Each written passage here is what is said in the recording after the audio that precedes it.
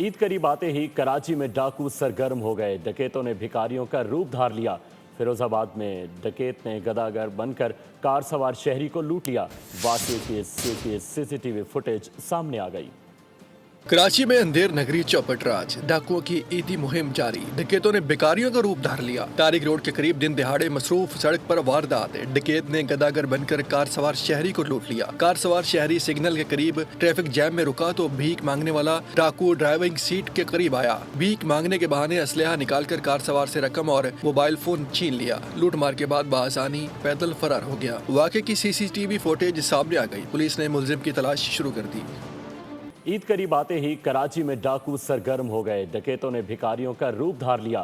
फिरोजाबाद में डकैत ने गदागर बनकर कार सवार शहरी को लूट लिया। वाकये की सीसीटीवी फुटेज सामने आ गई।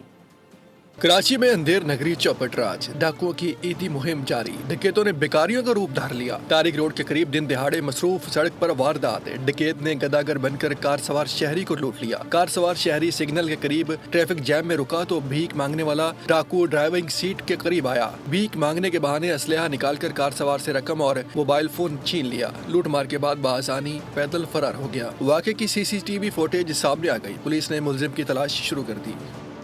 ईद करीब आते ही कराची में डाकू सरगर्म हो गए। डकैतों ने भिखारियों का रूप धार लिया। फिरोजाबाद में डकैत ने गदागर बनकर कार सवार शहरी को लूट लिया। वाकये की सीसीटीवी फुटेज सामने आ गई।